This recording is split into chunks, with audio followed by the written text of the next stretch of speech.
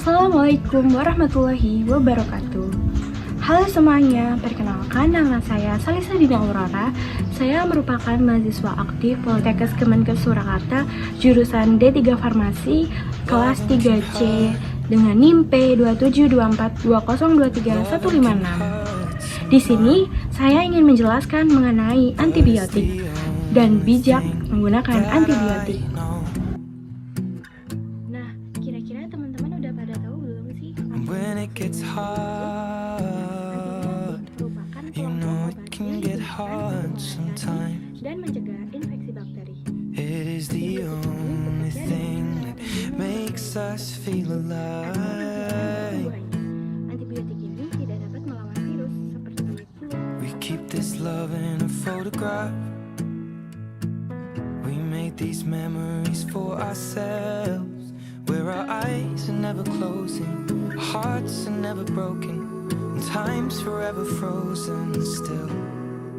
So you can keep me inside the pocket of your ripped Nah, jenis-jenis antibiotik yang pertama ada penisilin. Nah, jenis antibiotik penisilin itu biasanya digunakan untuk mengobati infeksi paru-paru, infeksi saluran kemih, dan infeksi kulit. Contoh obatnya itu ada ampicillin, amoxicillin, dan jenis antibiotik yang kedua yaitu cefalosporin. Cefalosporin biasa digunakan untuk mengobati kondisi meningitis dan septikemia. Contoh obatnya ada cefazolin, cefuroxim, ceftriaxone. Dan yang ketiga ada aminoglikosida. Nah, jenis antibiotik yang satu ini umumnya hanya digunakan di rumah sakit untuk mengobati penyakit serius seperti septikemia atau infeksi yang menyebar pada darah. Contoh obatnya itu ada gentamicin, tobramicin, amikacin, streptomycin. Nah, jenis antibiotik yang keempat itu ada makrolida. Makrolida banyak digunakan untuk mengobati masalah kesehatan seperti bronkitis, sinusitis, cervicitis, pneumonia, dan faringitis. Contoh obatnya itu ada erythromycin, azithromycin, clarithromycin, dan lain-lain. Dan jenis antibiotik yang kelima itu ada tetrasiklin. Tetrasiklin seringkali digunakan untuk mengobati infeksi seperti jerawat dan rosacea atau kemerahan dan bintil-bintil pada wajah. Contoh obatnya itu ada tetrasiklin, doxycycline, minocycline. Dan yang keenam ada fluoroquinolone. Fluoroquinolone umumnya digunakan untuk mengobati infeksi saluran kemih dan infeksi saluran pernapasan. Contoh obatnya yaitu ciprofloxacin, levofloxacin, moxifloxacin. Dan yang ketujuh, jenis antibiotik sulfonamid. Dan yang ketujuh, jenis antibiotik sulfonamid. Sulfonamid digunakan untuk mengobati berbagai kondisi akibat infeksi bakteri seperti bronkitis, pneumonia, infeksi mata atau telinga, dan meningitis bakteri. Contoh obatnya itu sulfasalazine.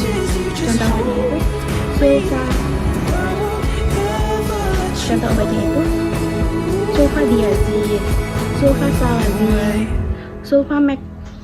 I will remember how you kissed me under the lamppost back on Sulfamethoxazole, 6th Street. trimetrop. Hearing you whisper through Nah, the contoh phone. obatnya yaitu sulfamethoxazole, trimetoprim, sulfasalazine, dan sulfadiazine. Nah, contoh obatnya itu ada sulfasalazine,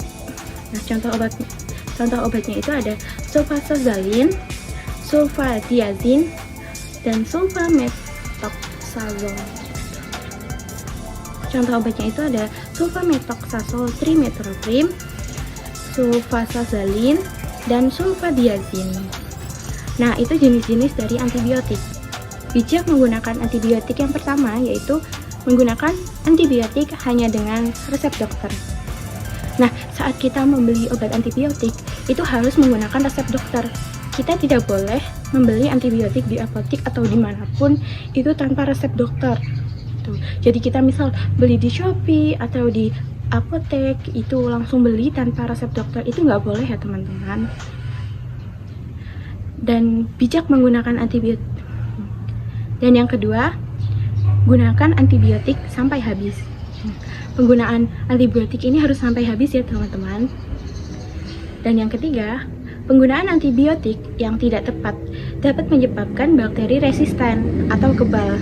Nah, jadi saat kita menggunakan antibiotik itu asal-asalan, tidak tepat waktu, tidak tepat pemakaian, tidak tepat dosis, dan juga kita tidak habiskan, nanti akan menyebabkan resistensi antibiotik. Jadi nanti kita akan kebal terhadap bakteri tersebut dan kita tidak akan sembuh saat kita menggunakannya lagi karena kita sudah resisten. Jadi obat itu tidak akan berpengaruh pada tubuh kita.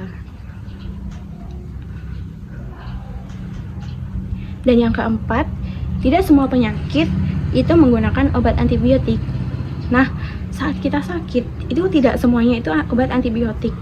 Jadi lebih baik teman-teman periksa ke dokter, kemudian bertanya kepada dokter atau konsultasi dengan dokter. Jangan langsung membeli antibiotik tanpa sepengetahuan dokter, tanpa apoteker. Nah, itu tidak boleh ya teman-teman.